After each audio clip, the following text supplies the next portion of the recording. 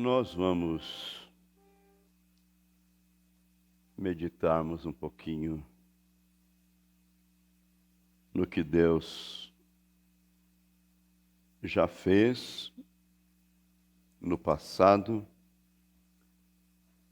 e tem prometido a nós que faria também nesse tempo presente.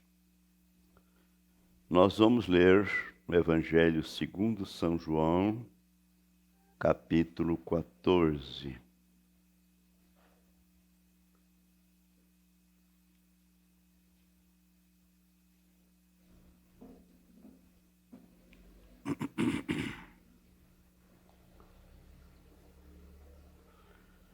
A partir do versículo 16.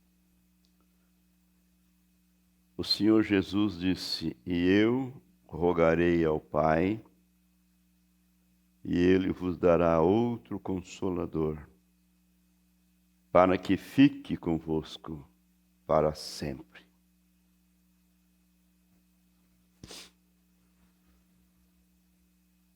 O Espírito de verdade, que o mundo não pode receber, porque não o vê nem o conhece.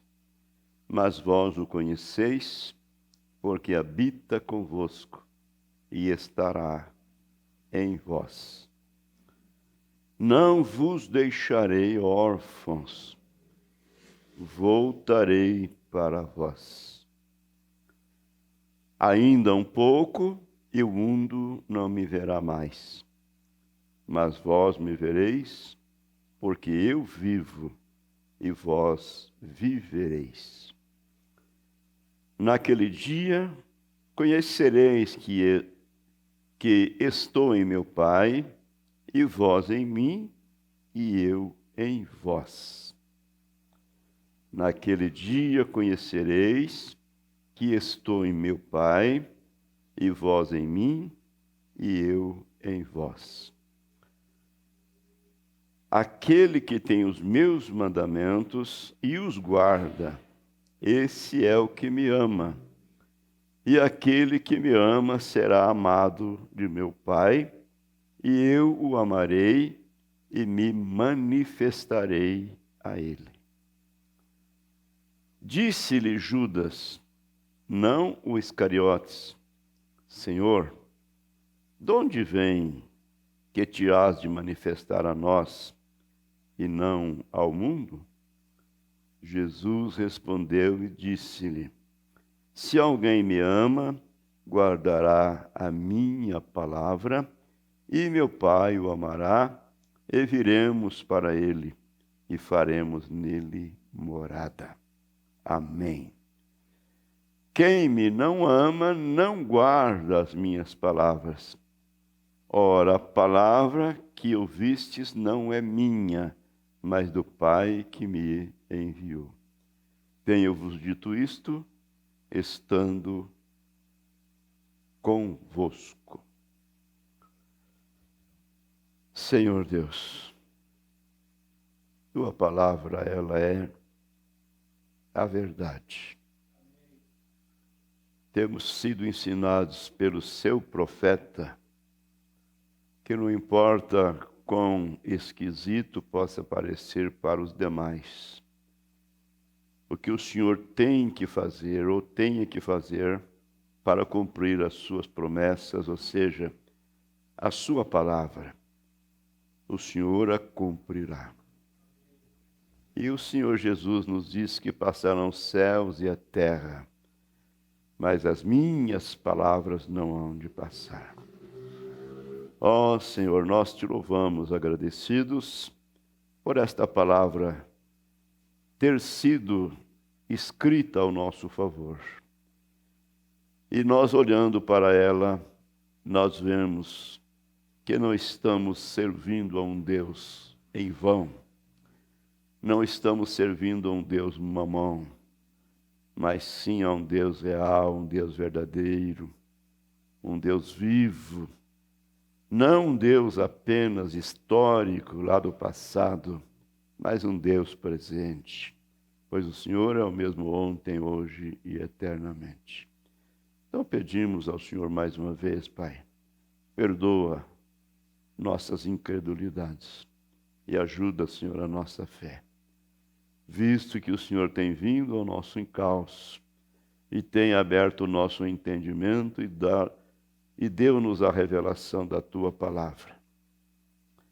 Então foi o Senhor quem em nós começou essa boa obra. E aqui estamos nós, ó Pai, esperando alcançarmos a perfeição. E o Senhor sabe o quanto necessitamos de Ti nesta hora em que estamos vivendo. Essa hora tardia, nessa era laodiceana, que o Senhor diz que é uma era morna. E o Senhor a repreendeu, dizendo, oxalá foras quente ou frio, mas porque és morno, vomitar-te-ei da minha boca. E de fato, ó Pai, nós vemos a mornidão espiritual que há nesta era. Então pedimos ao Senhor, guarda-nos, protege-nos, livra-nos desse espírito morno, esse espírito laodiceano. Reconhecendo muito que o Senhor fez por nós, ajude-nos a fazermos mais para o Senhor. E agora, pedimos ao Senhor, Pai, seja conosco nesta noite. O Senhor prometeu, onde estiver 2 ou 3 reunidos em meu nome, eu estarei ali, no meio deles. E nós estamos num número bem pequeno, mas oxalá o Senhor tenha para cada um de nós nesta noite uma bênção especial. Nós oramos desde já, Pai, pedindo e somos agradecidos no nome do Senhor Jesus. Amém. Assentai-vos.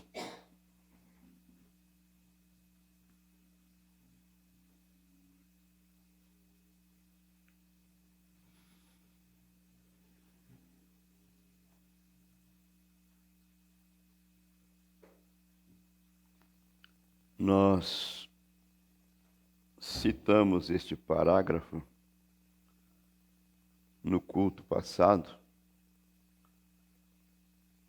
o profeta nos dizendo, ó meus queridos amigos, ao redor deste país e nesta cidadezinha, se eu pudesse, somente com a minha voz humana, colocar no seu coração a importância de receber o Espírito Santo.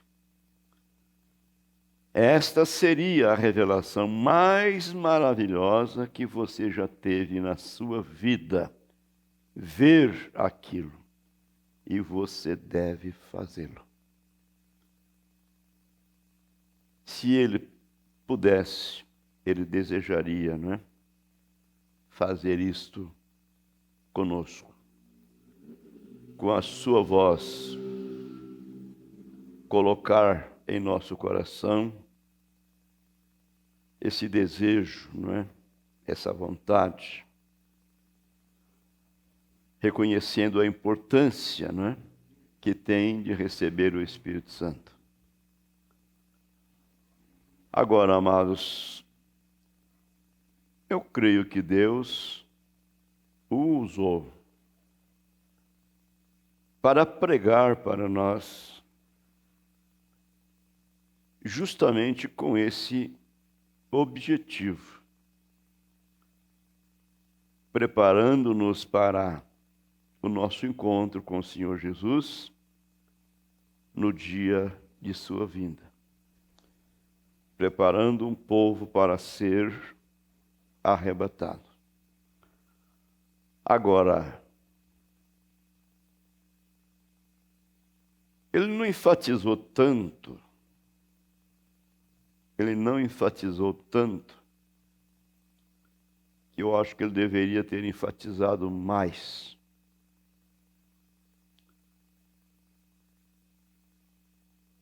E dando-nos um parecer, como nós dizemos, uma dica mais profunda,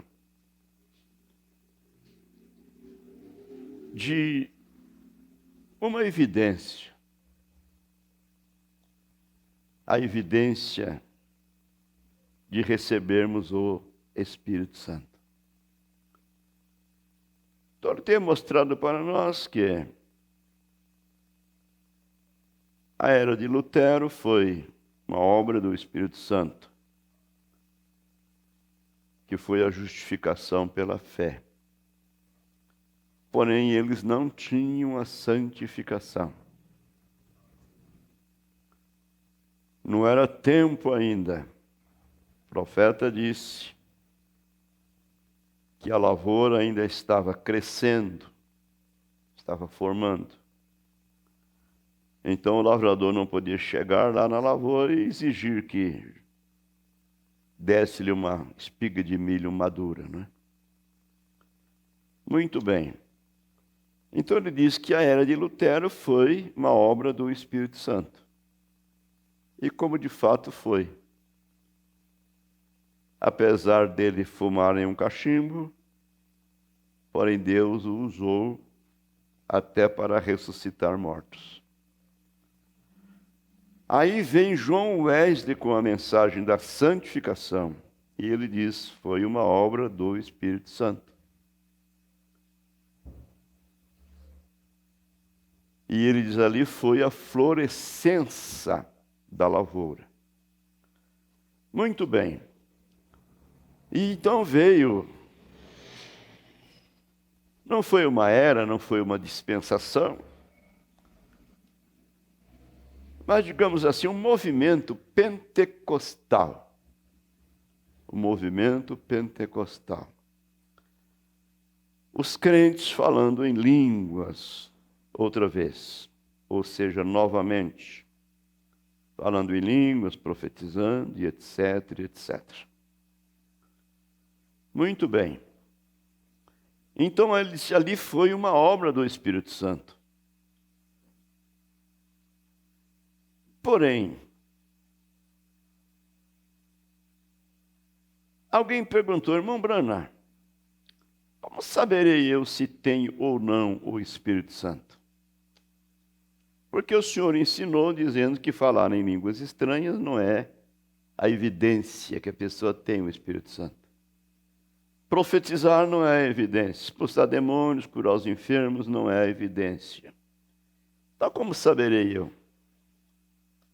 Ele disse assim, olha, pode uma mãe estar gestante para dar à luz a sua criança e não saber? É impossível, né? É impossível. Mas aí nós lemos na mensagem, e o profeta diz, olha, uns quantos receberam o Espírito Santo. Não é isso? Uns quantos lá receberam o Espírito Santo. Então eu gostaria de saber o que foi que aconteceu lá. Falar em línguas não é evidência. Profetizar não é evidência. Não gostaria você de saber?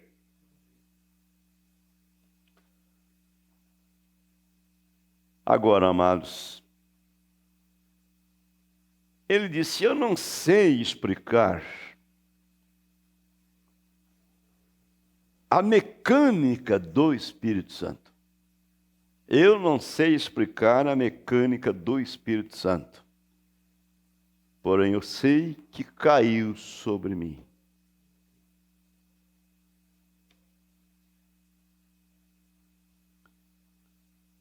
Agora, amados, veja que ele estava dizendo, ó, meus queridos amigos ao redor deste país e nesta cidadezinha, se eu pudesse somente com a minha voz humana colocar em seu coração a importância de receber o batismo do Espírito Santo.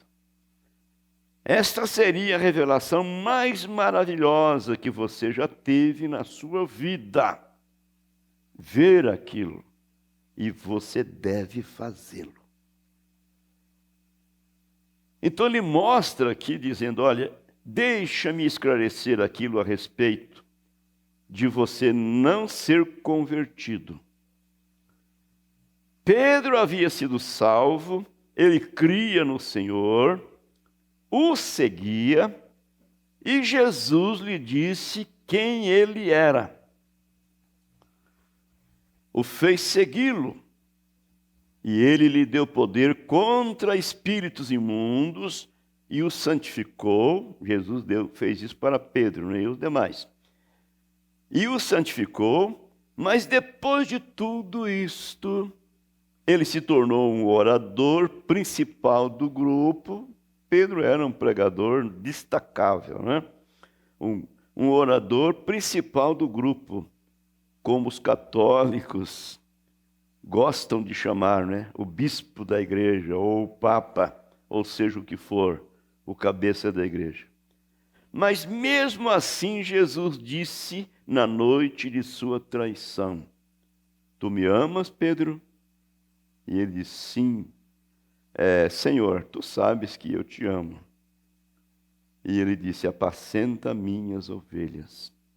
E ele disse isso 3 vezes. E Pedro disse: Tu sabes que eu te amo, disse, e eu irei contigo até o fim. Eu irei contigo até a morte. E assim por diante.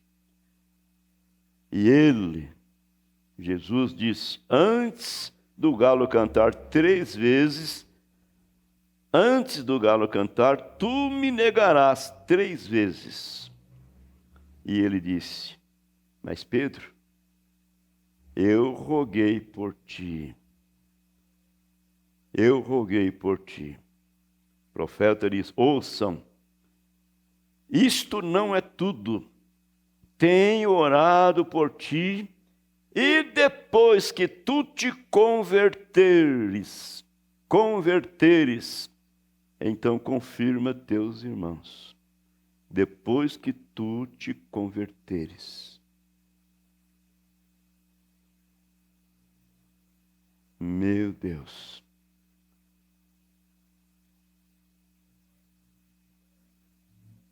Depois que tu te converteres.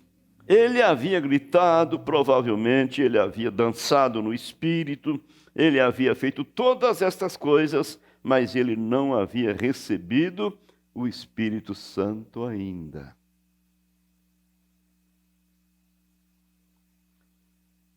Mas no dia de Pentecostes, lá estavam eles, eu creio, interessadíssimos na importância de ser cheios com o poder do alto. E eles estavam reunidos lá no mesmo lugar. O propósito de todos eles era um só. Ele prometeu enviar o Consolador. Ele disse que vou e venho para vós, então vamos permanecer aqui. Então, quando o Espírito Santo desceu sobre eles, Pedro jamais foi covarde. Pedro estava disposto a morrer pelo nome do Senhor Jesus, e eles dizem que quando eles foram crucificá-lo, ele disse: não me faça assim, eu não sou digno de morrer como o meu Senhor. Me crucifiquem com a cabeça para baixo. Agora, ouçamos isso para nós orarmos. O mesmo Espírito Santo que salvou os luteranos, que santificou os metodistas, que batizou os pentecostais, está agora colocando em ordem a vinda do Senhor Jesus. Amém. Quando isto for tão poderoso, aquele corpo entrará neste grupo de igreja. Vou repetir. Quando isso for tão poderoso, aquele corpo entrará neste grupo de igreja que trará o restante deles da sepultura. Haverá uma ressurreição, é para isto que é dado o Espírito Santo. Amém. Ele pergunta: o que é o Espírito Santo? Sem nós, eles não podem ser aperfeiçoados. Eles viveram um dia sobre aquilo e vivemos em outro dia. Quando o inimigo vier como uma corrente de águas, o Espírito de Deus, vou repetir, como corrente de água, o Espírito de Deus, alvorarei uma bandeira contra ele. Vem? Temos essa promessa. O inimigo tem vindo como torrentes de água, como o diabo tem ganhado terreno, mas Deus prometeu, não é? Alvorar contra ele a sua bandeira. Agora, amados, vamos fazer a nossa parte. Eu não sei se você deve pedir a Deus um sinal, falando em línguas estranhas, ou profetizando. Isso é com você. Fica entre você e Deus. Se você desejasse, pedisse a Deus, Senhor, deixe-me falar em línguas estranhas para mim ter a confiança, a certeza que estou batizado com o Espírito Santo, eu acho que não é pecado, não. Não é pecado porque uma irmã foi falar com o profeta em uma entrevista e ela estava desejosa em receber o Espírito Santo e ela já tinha o Espírito Santo. O profeta de Deus sabia disso. Então o profeta na entrevista foi com ela lá no seu nascimento, descobriu o signo dela e aconselhou que ela pedisse a Deus que a permitisse falar em línguas estranhas. Vamos orar? Eu acho, amados, que eu sei, nós estamos fazendo bastante, mas ainda podemos fazer mais. Podemos fazer mais, com certeza. Agora, irmão Brana diz aqui,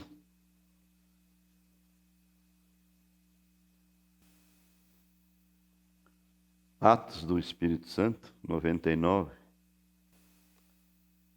ele diz, Deus nos ajude a ter uma reunião de oração como aquela.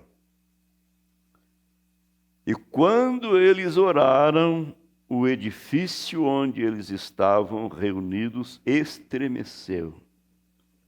Oh, que coisa! Isso é o que precisamos nesta noite. Homens e mulheres de um só coração e um acordo, como eles estavam. Eles não prestavam nenhuma atenção a isto ou aquilo ou a qualquer outra coisa. Mas você está perdido em Cristo Jesus. Que expressão, hein? Você está perdido em Cristo Jesus. Em outras palavras, você está escondido nele. Você está entrelaçado com ele e o diabo não pode te encontrar. Veja, eles não prestavam atenção a isto, aquilo,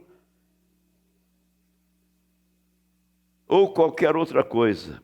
Mas você está perdido em Cristo Jesus. Minhas esperanças não estão edificadas em nada, menos que no sangue de Jesus e na retidão. Se o sol aparecer amanhã, ou não, nós nos unimos com um juramento diante de Deus, que serviremos ao Senhor Jesus e andaremos nas suas pegadas, não importando o preço. Então encontraremos uma igreja se movendo. Amém. Eu acho que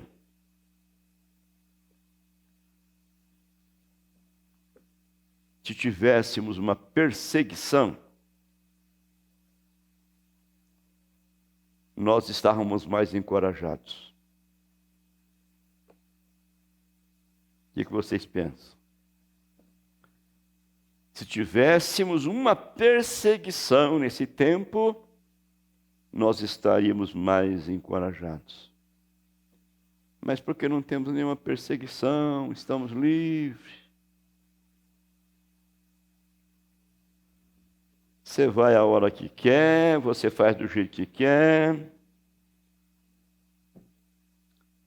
Mas se tivéssemos uma perseguição e tivéssemos que refugiarmos aí no cemitério, nas catatumbas, em algum lugar, né? Meu Deus. Aí a coragem era dobrada, com certeza.